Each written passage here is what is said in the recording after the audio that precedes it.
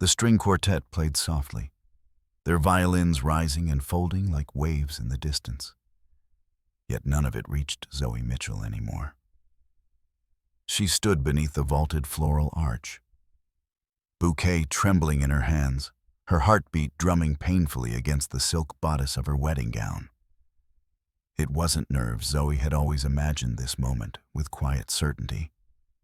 As a young black architect who had fought for every inch of recognition in her field, she believed in structures, in meticulous planning, in foundations that held even under pressure. And until now, her life with Alan had felt like one of her own design, steady, intentional, a promise of something enduring.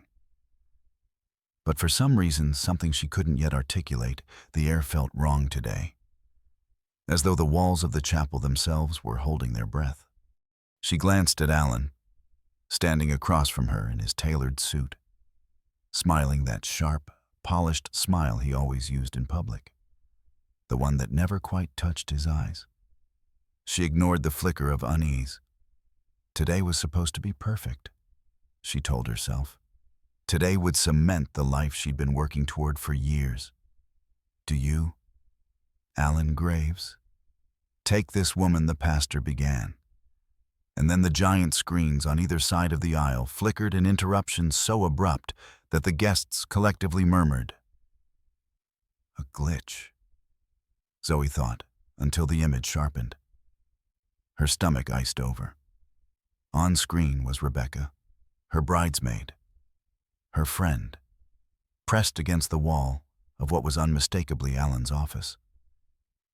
And Alan laughing, kissing her with a hunger and familiarity that made Zoe's knees weaken.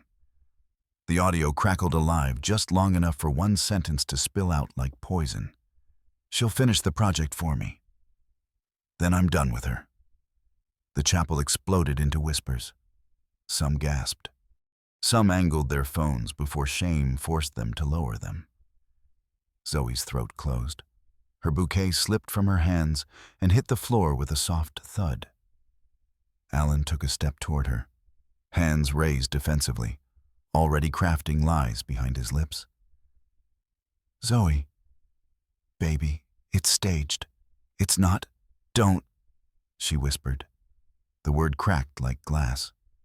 And then she turned and walked, fled down the aisle as dozens of heads swiveled, pity slicing her skin like blades. Outside, the crisp air slapped her cheeks. Her vision blurred as she pushed past clusters of stunned guests. The heavy doors swung shut behind her, muting the rising chaos inside. Her wedding day, her future, everything she had invested her heart into had collapsed in less than a minute. She didn't know where she was going. She only knew she needed to run before her lungs caved in under the weight of humiliation. Her heels clattered against the marble steps as tears spilled freely, streaking her makeup, burning her skin. She stumbled onto the sidewalk in front of the grand hotel where the ceremony was held and collided hard with someone. Strong hands caught her elbows before she fell. Steady, dear. You're all right?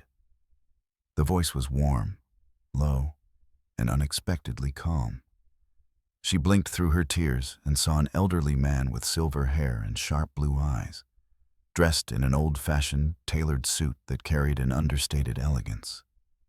His presence felt out of place, not part of the wedding crowd, not part of the chaos she'd left behind.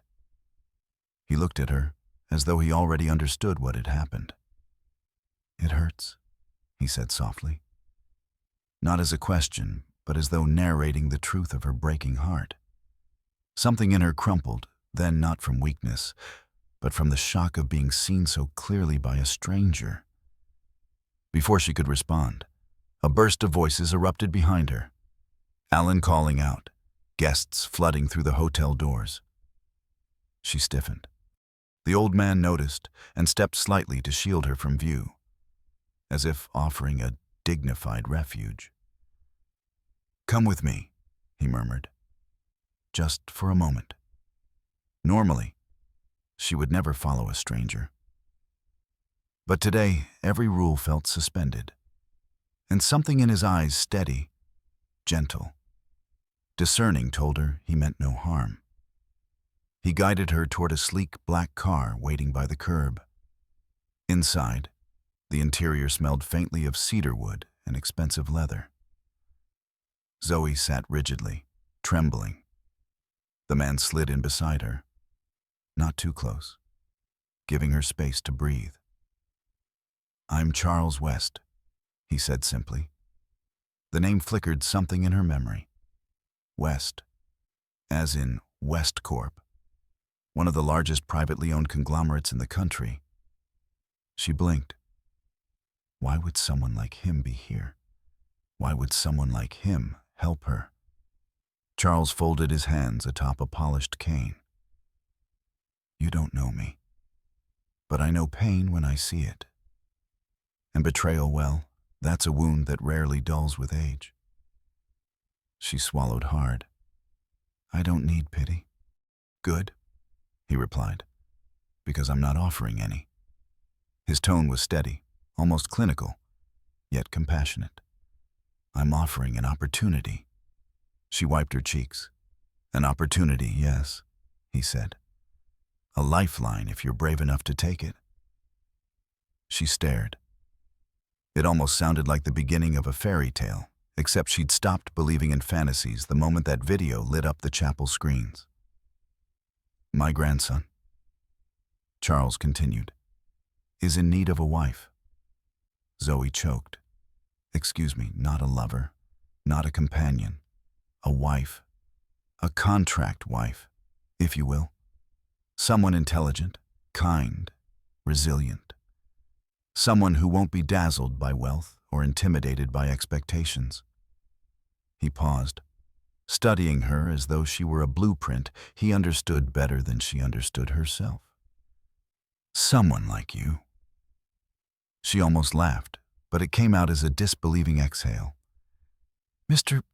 West, I just walked out of my own wedding. You can't possibly think that you would agree," Charles finished. "Under normal circumstances?" "No. But life rarely waits for us to heal before presenting the next turning point." She shook her head. "You don't know me. I know enough. I know you designed the Green Line Pavilion restoration. I know you were the youngest architect on the city's Eco Corridor project. I know you built your career from nothing. And I know you won't let a man like that ruin your destiny." Zoe stiffened. He had researched her, or he simply kept track of the country's brightest young talents. Neither option made the moment feel less surreal. "Why me?" she whispered. His eyes softened. "Because you chose dignity over desperation when the world was watching. That alone tells me you have the steel my grandson needs." She opened her mouth, then closed it again, as his next words crashed through her like a storm.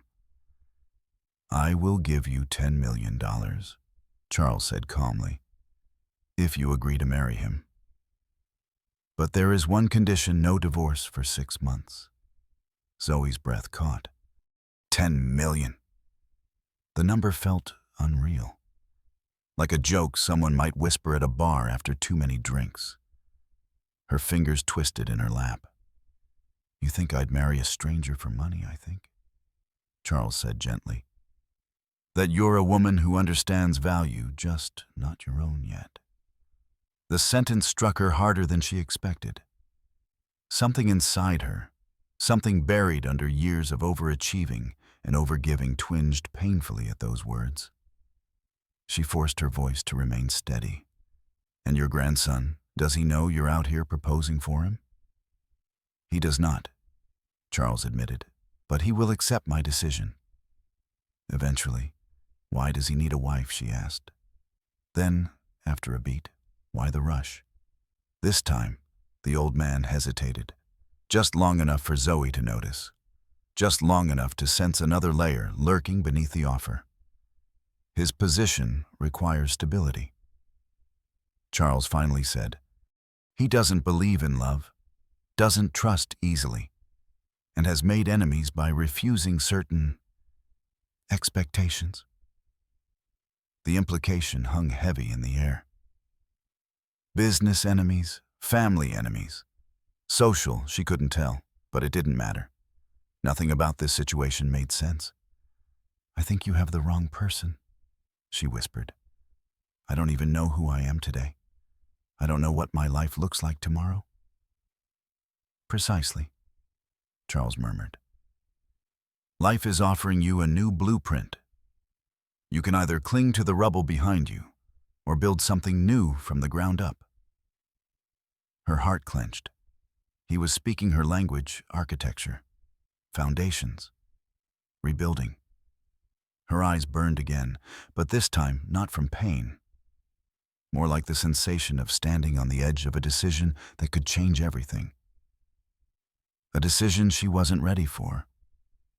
A decision she strangely wanted. If only because it pulled her away from the wreckage of what had been. "Why 6 months?" she asked quietly. Another hesitation. Deeper this time.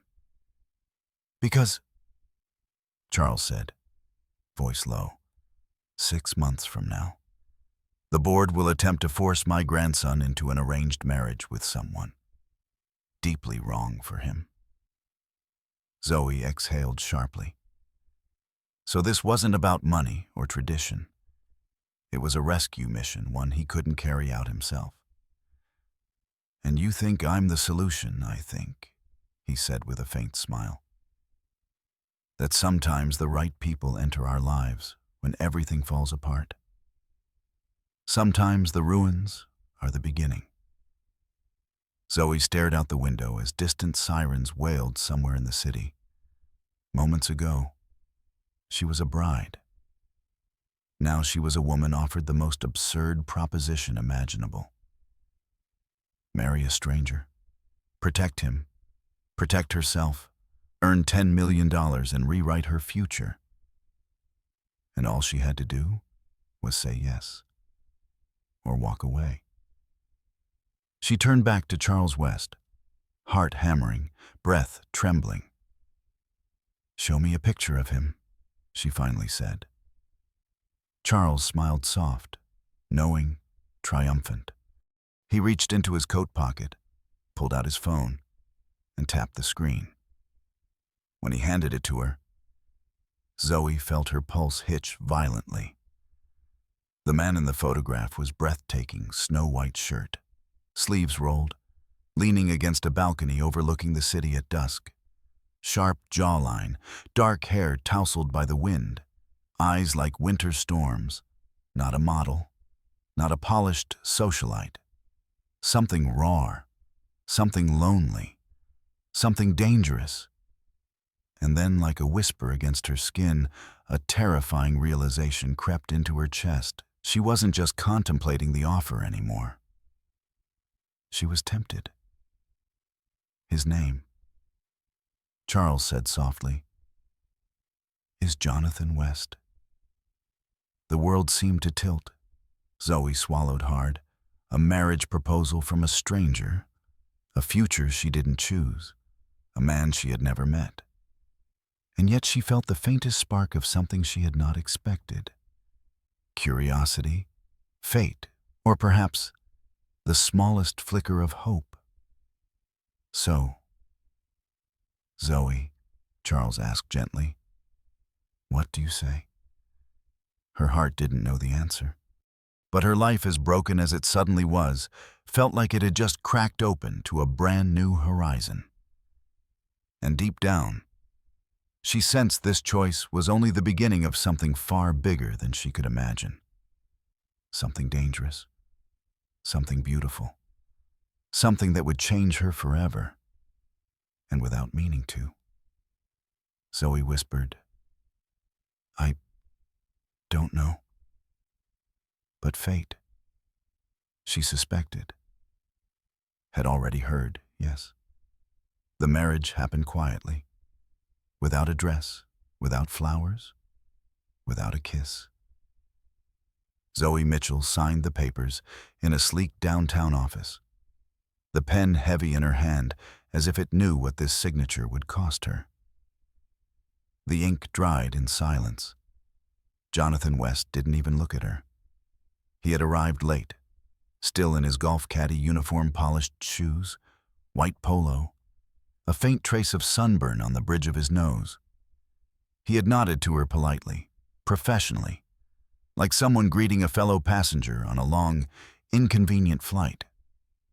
It wasn't the money. Zoe had made that clear. She hadn't asked Charles West about the bank transfer again. She didn't care. She had said yes because something in her had cracked at that wedding altar, something permanent. Her future with Alan had been a polished illusion. Now she needed a clean slate. And if that slate came with a locked contract and a cold stranger, then so be it. Besides, 6 months was finite. She could survive 6 months with anyone. She had survived worse. But she hadn't anticipated Jonathan. He wasn't cruel. That would have been easier. He wasn't warm either. He was distant. Not in the arrogant, entitled way rich men often were, but in a deliberate, indifferent way, as if he had long since learned how to keep himself unreachable. After the signing, he turned to her and said the first real thing. Let's be clear. I did this for my grandfather. I don't do relationships. Don't expect anything, especially not from me. He didn't wait for her response. The penthouse was everything a magazine cover promised: glass, steel, minimalist perfection, but it felt dead. No books, no music, no pictures, just empty spaces filled with expensive furniture and colder air. It was perched high above the city like a silent observatory, where you could watch the world without touching it. They set ground rules over espresso the next morning. No interfering in each other's lives. No questions. No physical intimacy. No sharing pasts. Just coexistence. Like roommates in a high-security prison made of marble and silence. Zoe moved into a guest suite on the opposite wing. It took her 3 days to realize the room had no natural light. She requested a change and received a polite, unsigned note granting her access to the library instead. The library was the only room in the penthouse that felt alive, lined with books in multiple languages. Hand-drawn architectural sketches in worn portfolios. Blueprints annotated in pencil. It didn't match Jonathan at all. Or maybe it matched a version of him she hadn't met yet. He disappeared during the day, often without a word. Sometimes gone by sunrise, sometimes home after midnight. When she asked just once where he went, he gave her a dry look. A caddy doesn't get days off. But no caddy kept suits from Tom Ford in his closet. No caddy read finance journals in French. And no caddy drove a 1967 Jaguar convertible that gleamed like a secret in the underground garage. Something wasn't right. The first time they shared dinner was by accident. Zoe had ordered Thai from her favorite place, spicy green curry and sticky rice, and had just opened the containers when Jonathan walked in, rain dripping from his sleeves. Their eyes met. She expected him to vanish to his side of the penthouse again. Instead, he hesitated, then pulled out a chair and sat down. Neither of them spoke for a long time. They just ate. Quietly, deliberately. And when Zoe reached for a napkin, Jonathan pushed one toward her without looking up. It was nothing. And yet, something shifted that night. Zoe began to observe him, not out of curiosity, but survival. You didn't live with a stranger without learning how they moved, what they avoided, how they managed silence. Jonathan was meticulous. Every morning at exactly 6, he brewed black coffee, no sugar, no milk. He ironed his own shirts. He always left with a small black notebook tucked into his back pocket. And at night, when he thought she was asleep, he would play jazz, old, mournful records that crackled with stories. And yet he never smiled, not once. But one afternoon, when Zoe dropped a ceramic bowl while unpacking her tools for a home design mock-up, she let out a frustrated groan, and behind her, Jonathan let out a short, involuntary laugh. She turned, stunned. He immediately wiped the expression off his face and walked away, so he could laugh. He just didn't want her to see it. The mystery deepened. She found herself wondering where he really went when he left each day. There was no caddy job, she knew that now. He never brought back mud, never smelled like fresh grass or sweat. She spotted bruises on his knuckles one morning and a faint scar near his temple that hadn't been there before. When she asked about it, he looked at her for a beat too long and said flatly, "I dropped a club." She didn't believe him. One evening, she stayed late at her firm to finalize a design pitch. She wasn't expecting anyone, which made it all the more shocking when Jonathan showed up at her office with 2 coffees and a bag of almond croissants. He didn't say anything, just handed them to her, nodded at her tired face, and walked out. Later, her co-worker leaned in, eyebrows raised. "Zoe, was that your husband?" She couldn't explain why her throat tightened. "Sort of," she murmured. But that night, when she got home, Jonathan had already gone to bed. No jazz played, no lights were on, and for the first time since moving in, Zoe felt something dangerously close to disappointment. A week later, the twist arrived. She had a meeting at Westcorp's downtown tower, the top 30 floors of a mirrored monolith that stabbed into the clouds. Her firm had been invited to propose an eco-conscious expansion. It was the biggest opportunity she'd had since the Green Line project. As she entered the private elevator, escorted by a sleek woman in a black suit, Zoe glanced at the marble plaque by the doors. Executive level, 77th floor, private access. That didn't make sense. She was just a junior design partner. The doors opened into a sun-drenched boardroom overlooking the skyline. At the head of the table sat a man in a dark navy suit, reviewing a folder. The woman who escorted Zoe cleared her throat. "Mr. West, your guest has arrived." Zoe's heart stopped. He looked up. "Jonathan." But not Jonathan the caddy. Jonathan the CEO. His posture was different, commanding. Still, his eyes, no longer guarded, flicked to hers with something between surprise and challenge. She blinked, confused. "What is this?" Jonathan stood slowly. "We'll talk after the meeting," he said. Calm as ever. "Sit down." And just like that, the floor shifted under her. The stranger she married, the man who claimed to be nothing, was everything. Jonathan West wasn't just Charles's grandson. He was the Jonathan West. And suddenly, the 6-month contract felt a lot more dangerous than she'd ever imagined. Zoe sat in her office, eyes fixed on the glowing screen in front of her. But the words on it meant nothing. Her proposal, the one she'd spent 2 weeks perfecting, had just been pulled from the short list for Westcorp's Urban Green Space Initiative. No warning, no feedback. Just a curt message from the project lead, concerns over professionalism and duplicated data. The accusation made her stomach churn. Duplicated data. That was impossible. She double-checked every figure. She'd pulled the foot traffic metrics herself. But now, it was her name, her credibility on the line, outside her glass-walled office. Whispers were already starting. She could see them. The polite glances, the fake sympathy. the quiet triumph of rivals. Betrayal left a specific taste in her mouth, bitter, familiar. And yet, this wasn't Alan or Rebecca.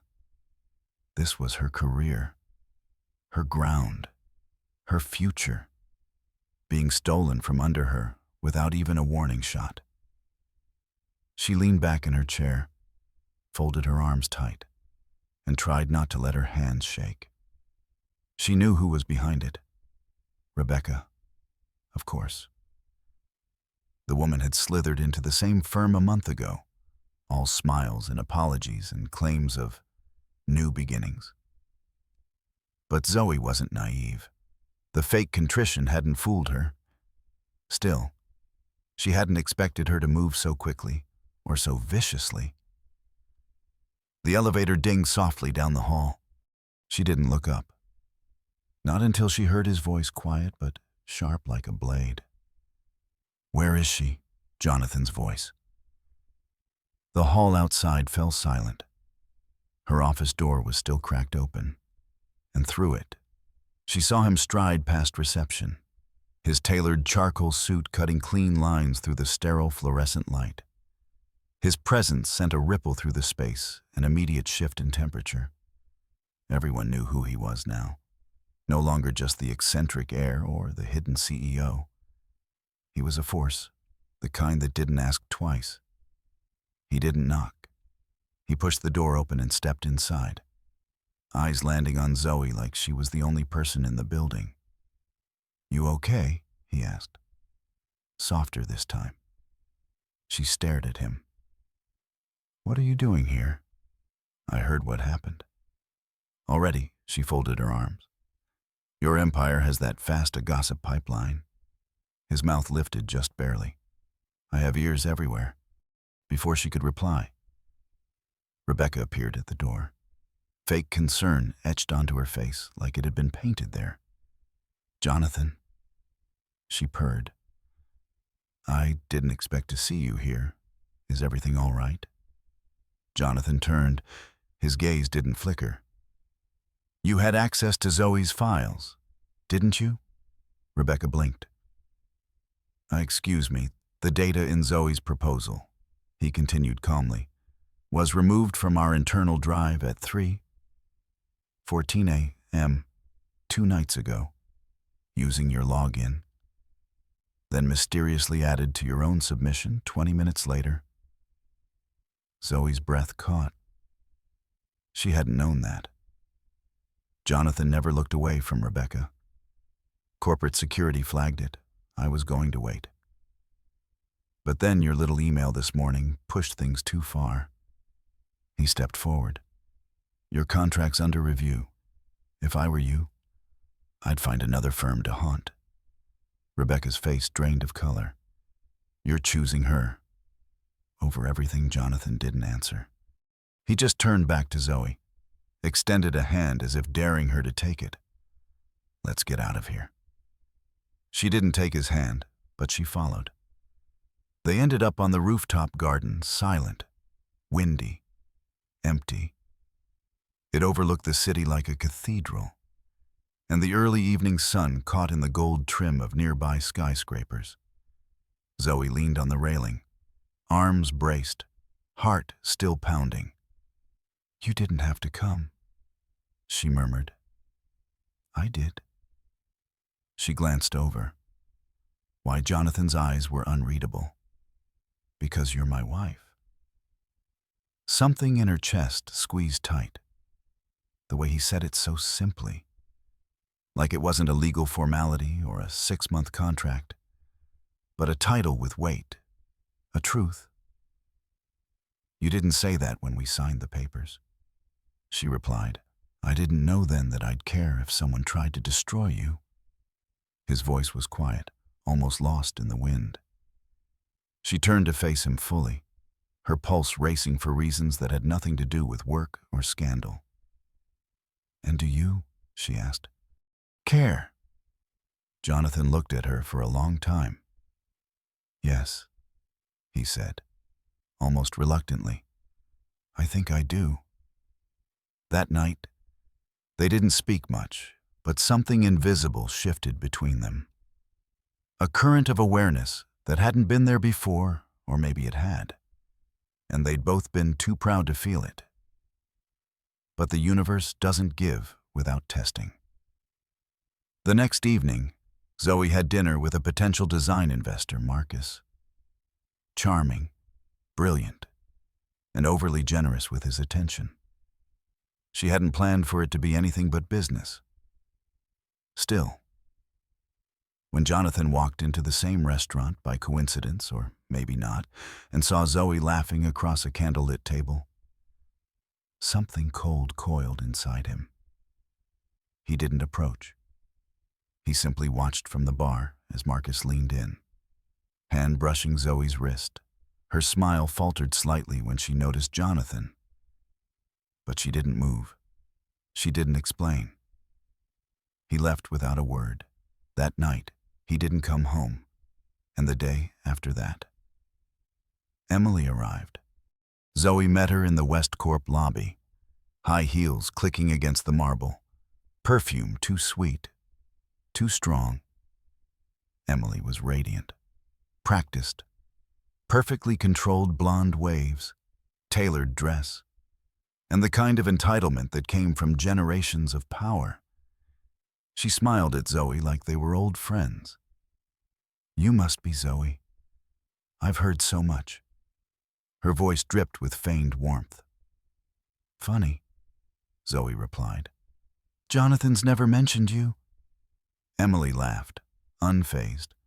"Oh, he doesn't talk about the past much, but we were very close. Still are, really." Zoe held her gaze, and yet, I'm the one wearing the ring.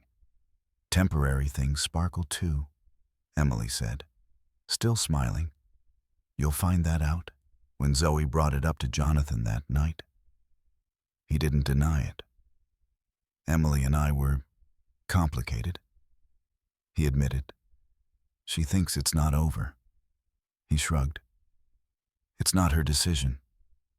"Then whose is it?" Zoe asked, voice lower now.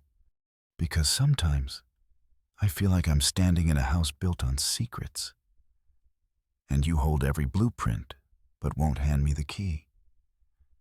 Jonathan looked at her, then really looked at her, and something behind his eyes cracked. "Zoe," he said slowly, "if I let you in, I don't know if I'll know how to stop." She didn't answer, because part of her was scared too. They slept that night in their separate rooms. And yet, around 3 a.m., when thunder cracked outside and the city trembled beneath rain, Zoe found herself standing at his door, barefoot, in silence. He opened it before she knocked, like he'd been waiting. Neither spoke. She just walked in and sat by the window. He poured her a glass of water. She didn't touch it. They stayed like that, wordless, until dawn painted the buildings rose gold, and for the first time, Jonathan didn't disappear. He stayed. And for the first time, Zoe wondered if 6 months would be enough. Because what was happening between them, slow, tender, electric, was no longer part of the agreement. It was real. And real was dangerous. Zoe found the card by accident, tucked beneath a stack of invoices on the glass console table in the penthouse entryway. She had been searching for her misplaced sketchbook, annoyed at herself for scattering her things in a space that still didn't feel like hers, when the black metal glint caught her eye. It wasn't a regular debit card, but a weighty black rectangle embossed with a crest she recognized from Financial Magazine's West Corp's executive banking division. Her pulse stalled. She lifted it, careful as though touching evidence at a crime scene. The initials engraved on the corner, J.W., made her stomach tighten. But they weren't what made her heart drop. What did was the envelope beside it, sealed with a silver emblem, West Corp International Holdings. She opened it with trembling fingers. Inside was a formal notice, an invitation to a board meeting scheduled for Monday, addressed neatly to Jonathan West, Chief Executive Officer, West Corp Global. Everything went still. The room, the city beyond the window, the world, Jonathan the caddy, the quiet tenant in her life. The man who avoided attention like it was poison was the CEO of one of the most powerful conglomerates in the country. And he had lied to her, not bent the truth, not withheld a detail, lied. She felt her pulse rising with the slow, icy burn of betrayal, echoing too closely the heartbreak she had sworn never to relive. She tightened her grip on the card until the edges bit into her palm. This was no oversight. This was deception by design. When the elevator chimed moments later, she didn't move. Jonathan stepped in, loosening his tie, hair wind-tousled, eyes shadowed from lack of sleep. He froze when he saw what she held. The brief moment of surprise was all the confirmation she needed. "So," Zoe said, voice steady though her insides trembled. "Jonathan West, CEO, that's who you are." He inhaled lightly, like a man preparing for a storm. "Zoe, don't," she cut in, holding up the card. "Just tell me why." Silence stretched between them, heavy as concrete. Jonathan scrubbed a hand over his jaw, choosing his words. "My family has plans for me, plans involving a merger disguised as a marriage." His voice was quiet but razor sharp. "Emily's family wants an alliance. Our board wants stability. They think a CEO is more controllable with a convenient bride beside him." Zoe felt her gut twist. "So you pretended to be broke, a nobody just to avoid her." His eyes met hers, steady but troubled. "I pretended because the world treats me differently when it knows who I am. Everything becomes a transaction. Every conversation has an angle. Every woman wants something from my name, my legacy, my money." He paused. "I wanted to disappear long enough to breathe." Her throat tightened. "And what was I?" "Jonathan, you," he said, voice roughening, "were real." Zoe felt something inside her quake. That single word "real" should have comforted her. Instead, it broke something. Because it meant he had chosen her, not because of who she was, but because she didn't know. "You lied," she whispered, "every day, for weeks, while I let you into my home, my routine, my life." She swallowed the lump rising in her throat. "You said you cared about me, that you were starting to feel something. Was that real too? Or just another part of your escape plan?" Jonathan stepped closer, cautious, as if approaching a wounded animal. "Everything I felt was real." "Then why didn't you tell me?" she demanded, her voice cracking. "Why did I have to find out like this?" His expression faltered, revealing something raw, unpolished. "Because I didn't think you'd stay if you knew the truth." She let out a disbelieving laugh. "You thought lying would make me stay longer?" "I was trying to protect something I didn't understand yet," he said. "I didn't trust myself. I didn't trust this. You." He exhaled. "I didn't trust that you could want me, not the title, not the company, not the money, but me." The pain in Zoe's chest sharpened. Because if he had said that a week ago, it might have meant everything. But now it was too late. She shook her head slowly. "You don't get to use vulnerability as a shield. Not with me." She stepped back from him, the distance between them widening like a fracture line. "I've been lied to before. Jonathan, manipulated, used. I didn't think you were capable of the same thing. He flinched, actually flinched. Zoe, don't compare me to him. Why not? She shot back. You both pretended to love the parts of me that made your lives easier. You both hid parts of yourselves that made mine harder. The silence after that felt like a cliff edge. Jonathan reached out instinctively, as if wanting to steady her. But she stepped away. He dropped his arm. Please, he murmured, voice quieter, tinted with desperation he couldn't mask. Let me explain everything. No, she said, shaking her head, tears burning behind her eyes. If you'd wanted me to understand, you would have told me before I had to find out on my own. She moved past him, walking straight toward the bedroom. He didn't follow. The walls of the penthouse felt colder than ever as she packed a small bag, just essentials. Nothing sentimental. She refused to give this place any more weight than it deserved.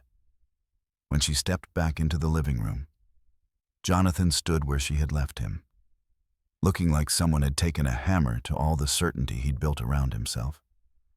His voice was barely audible. You're leaving. Zoe didn't trust her voice, so she nodded once. The flicker of panic in his eyes gutted her more than she expected. Where will you go? Anywhere that isn't here, she replied. Anywhere built on truth, not smoke and mirrors. She moved to the elevator. Jonathan moved too, but only one step. Not enough to stop her. Just enough to ask her without words if she would look back. She didn't. And when the elevator doors closed, she felt something inside her shut with them. A door she wasn't sure she'd ever open again. She walked out into the city night with a bag over her shoulder and a heart cracked in too many places. The streets glimmered with the ghost of rain, and the air tasted of heartbreak she hadn't expected to feel again so soon. Jonathan West had lied to her, not just about work, not just about money, but about who he truly was. And Zoe, foolishly, dangerously, had begun to fall for the man behind the mask. Now she didn't know if the mask or the man had hurt her more. As the city swallowed her, she realized something terrifying. For the first time since their contract began, it wasn't the lie that scared her the most. It was the truth of how deeply she already cared. Weeks passed, but they didn't pass gently. They carved through Zoe like slow-moving storms, carving out old hope, scraping open doubts she thought she had buried. She didn't return to the penthouse, and Jonathan didn't try to bring her back. He respected the distance. Too much. In fact, the silence between them wasn't violent. It was worse, it was patient, heavy, full of things unsaid. Zoe threw herself into work, into blueprints and site visits, into anything that gave her structure. And yet, even then, she could feel the missing shape of him, his gaze across the table, the way he handed her coffee without asking. That subtle, invisible tether between them that had been growing slow and steady until it snapped. Then the invitation came. It was crisp and formal, tucked into her inbox under the subject line, Westcorp Sustainability Forum, keynote speaker confirmation. She reread it 3 times. Someone had nominated her. Someone high enough to sign off on a slot meant for global leaders in architecture and design. She wasn't naive. She knew exactly who had placed her name there. For days, she debated declining. Pride gnawed at her, but purpose was louder than pain, and this topic, this platform meant something to her. So she accepted, even if it meant seeing him again. The auditorium shimmered with glass and steel, flooded with natural light, filled with people in sharp suits and measured ambition. Zoe walked to the stage in heels that clicked with certainty. wearing a navy blue pantsuit that made her feel like armor. But nothing had prepared her for the moment she looked up from the podium and saw him. Jonathan sat in the front row. His suit was dark, no tie, collar open. His expression was unreadable at first, stone still, jaw set. But when her eyes met his, it changed. The edges softened. His gaze didn't ask for anything. It didn't beg or plead. It simply said, "I see you. I'm proud of you, even if I don't get to touch you again." It hit her harder than she wanted to admit. She delivered the speech with poise, fire, clarity. She spoke of cities that could breathe, of buildings that healed instead of consumed, of architecture as an act of empathy, not just industry. Her voice held steady, her hands didn't shake. But her chest tightened every time her gaze drifted back to the man who had once been her husband in name, and almost in heart. Applause roared. Zoe stepped off stage, caught in a whirl of congratulations and handshakes. By the time she looked for him again, Jonathan was gone. The silence after that was louder. Days later, the trap came. Emily. Of course it was Emily. Zoe arrived at the office to find HR waiting in her glass-walled cubicle. Faces unreadable. A complaint had been filed.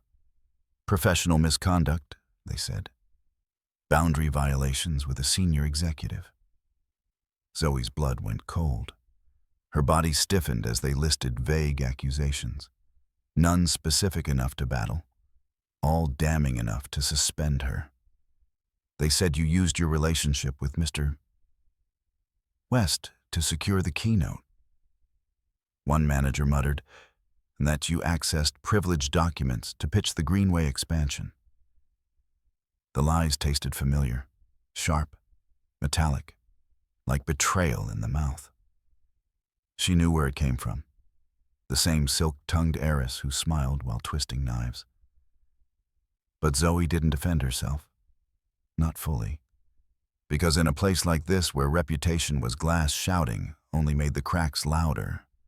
She walked out of the building with her head high and heart burning. Jonathan found her the next day, outside the architecture firm's lobby, where she sat on a cold bench, scrolling through job boards she didn't believe in. He knelt in front of her before she even realized he was there. "I'll fix it," he said simply. No grand gestures, no apologies she hadn't asked for. She looked down at him. This man who had once hidden his empire under a quiet voice and everyday clothes. And now here he was, powerful, unguarded, offering her a shield she didn't want. Zoe shook her head, voice low. "I don't need to be saved. Jonathan, he stayed where he was. I know. I don't need a man to protect me," she added, softer now. "I need one who respects me." That hit something. He rose slowly, carefully. "I do respect you. Then let me handle this." His jaw flexed. He wanted to fight. She could feel it. But he stepped back. Just a little. Enough. That night, Zoe sat alone on her apartment balcony, knees to her chest, staring at the skyline they used to share. She wasn't sure what was more exhausting, the politics of her profession or the ache of loving someone who had lied for the right reasons. Because no matter how many times she told herself she didn't love him, the truth sat curled in her chest, breathing slow and steady. She did. But love wasn't enough. Not without trust, not without truth, not without the freedom to stand side by side, not behind or beneath. And so she waited not for Jonathan, not for justice, but for the version of herself that didn't need either to feel whole again. She wasn't sure when that version would arrive, but she would build her one brick, one sketch, one scar at a time. The call came just after dusk, when the last streaks of sunlight were fading into the metallic blue of evening. Zoe had been sketching on the floor of her small apartment. Lines spreading into patterns she hoped would distract her from thoughts she shouldn't still be having. Then her phone buzzed an unknown number. Trembling insistently, she almost ignored it. She wished she had, but fate has a way of dialing until you answer. When she picked up, a strained voice crackled through the speaker. "Ms. Mitchell. It's Charles West. He collapsed. You're the emergency contact listed." Everything inside her stilled. She didn't remember standing, didn't remember grabbing her keys, only the pounding of her footsteps as she flew down the stairwell and into the night. The West mansion was a 15-minute drive. She made it in 9. She found him on the study floor, hand clutching his chest, breath shallow and broken. His eyes lifted to hers, filled with a familiar mix of patience and unspoken wisdom. "You came," he rasped. "Of course I did," she whispered, her voice steadier than her shaking hands. She called the ambulance, held his hand, told him he was not allowed to die tonight. That Jonathan needed him. That she needed him, too. Though she didn't dare say it aloud. At the hospital, fluorescent lights hummed overhead like a warning. After what felt like hours, a stern-faced cardiologist approached. "His condition is complicated. The blockage is severe. We need someone highly specialized." "Dr. Roland Curtis." Zoe went cold. She knew the name. Everyone knew the name. Emily's father. The most sought-after cardiothoracic surgeon in the state. Impossible to book without political connections or astronomical wealth. The doctor continued, unaware of the storm rising inside her. Without Dr. Curtis, the survival rate drops significantly. If you know someone who can reach him, reach them now. Zoe did. Or rather, she knew someone who would reach him. But that someone was the reason she had walked away from the West family in the first place. She stepped into the hallway, pulse trembling. The hospital air tasted sterile, suffocating. Then heels, sharp, deliberate, echoing. Emily, dressed impeccably as always, an icy composure wrapped around her like mink. "I heard my father was requested," she said, almost bored. "And I heard Charles West is the patient." Zoe swallowed, forcing her voice to stay even. "He'll die without the surgery?" "Yes," Emily said lightly. "I imagine he will." Zoe's heart lurched. "Emily, please." Emily's gaze sharpened. There it is. The humility, the desperation. I wondered when it would arrive. She stepped closer, and her perfume-cold lilies and arrogance wrapped around Zoe like a noose. "So what are you asking me for?" "Zoe." The word scraped out of her throat. "Ask your father to take the case." A slow smile curled on Emily's lips, the kind of smile predators make after cornering their prey. "Of course I can." Her smile widened. "But everything comes with a price." Zoe's hands clenched. "What do you want?" Emily leaned in, whisper soft, her voice a velvet dagger. "Walk away from Jonathan, for good. No explanations, no dramatic goodbyes.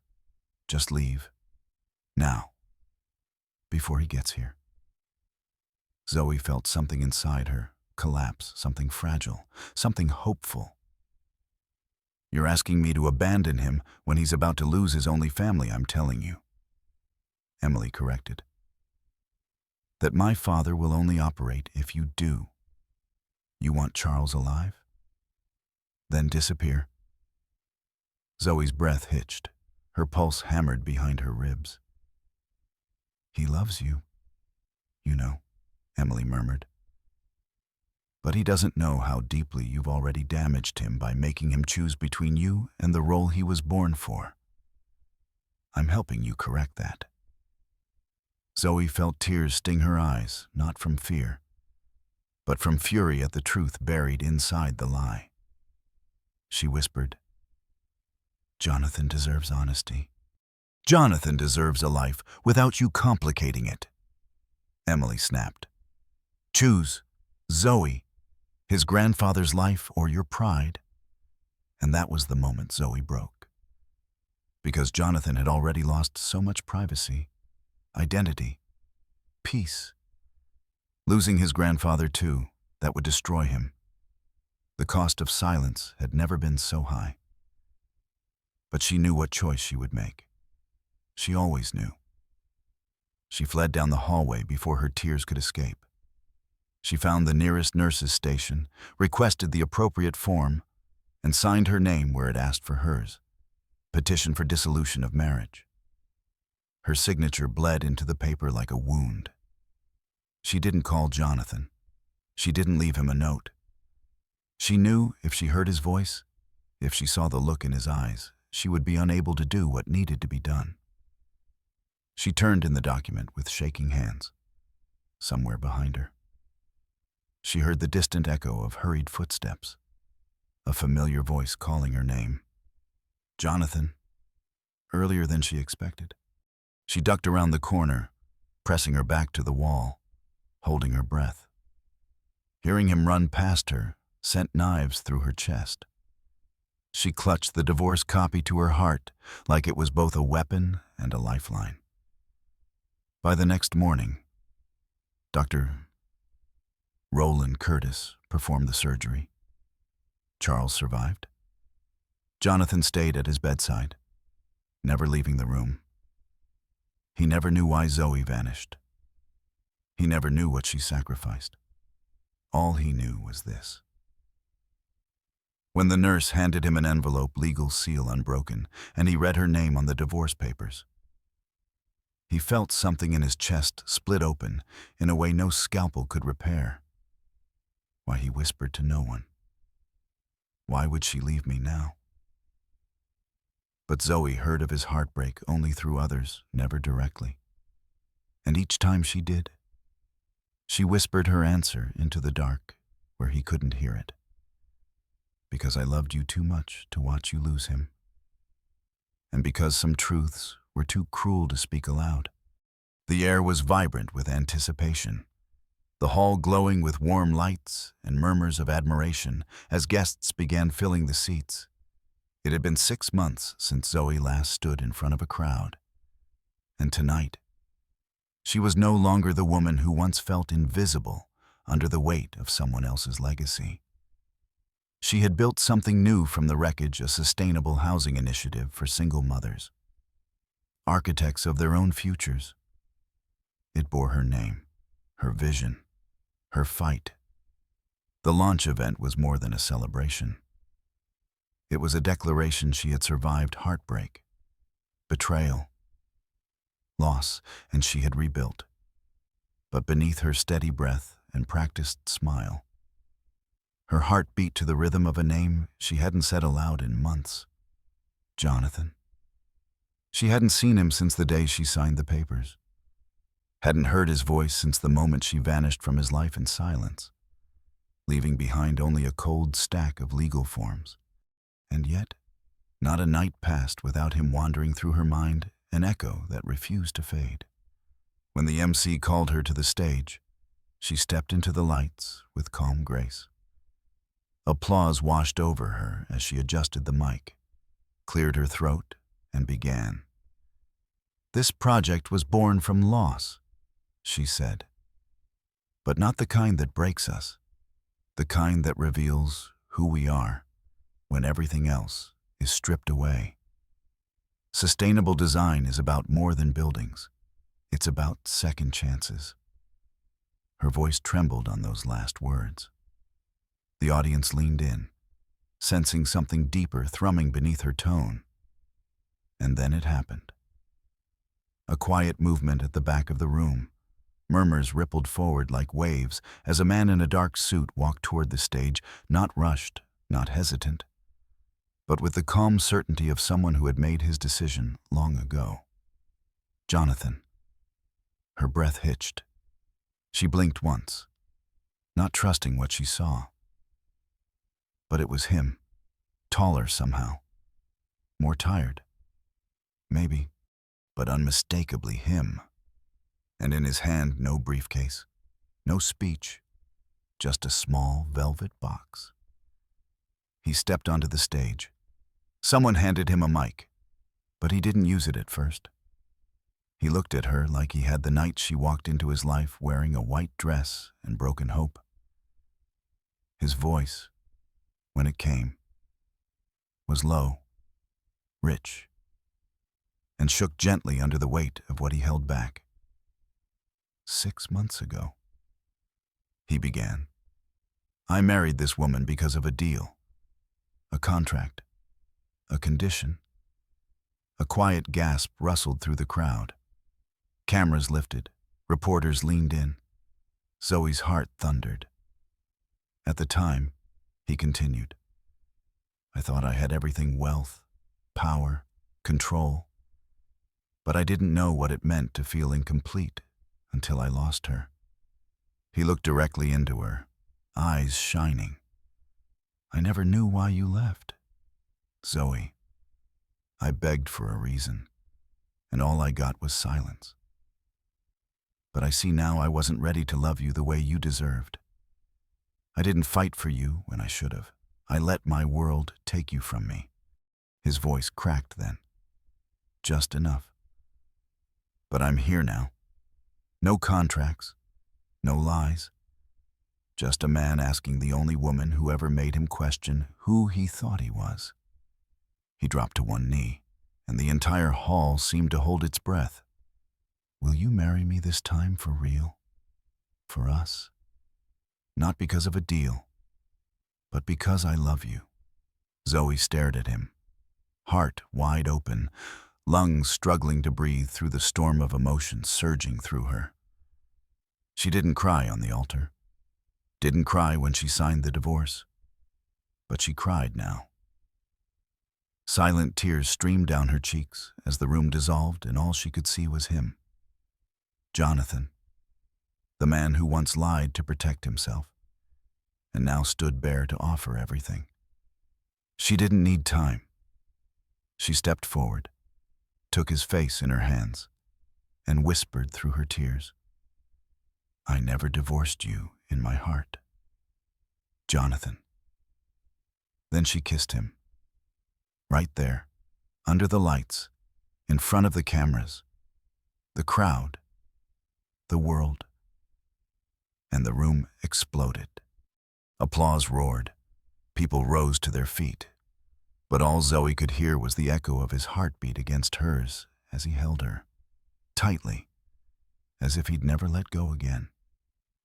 And this time, he wouldn't. The villa overlooked the sea, carved into the cliffs like a secret kept between wind and sky. Waves crashed in the distance, rhythmic and constant, as if applauding something sacred. Bougainvillea vines curled around the marble columns, their vibrant petals fluttering like confetti in the late summer breeze. The sun hung low, casting everything in that golden hour glow soft and unreal, like time itself had slowed to witness something beautiful.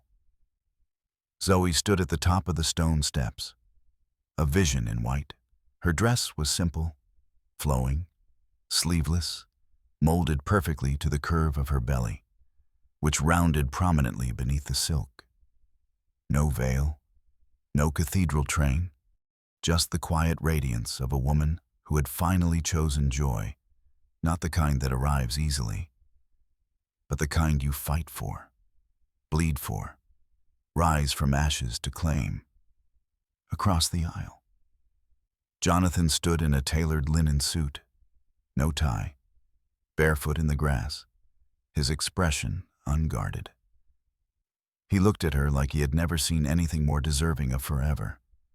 Around them, only their closest, those who had walked beside them through chaos and silence and forgiveness, sat beneath the arched arbor adorned with olive branches and soft white roses.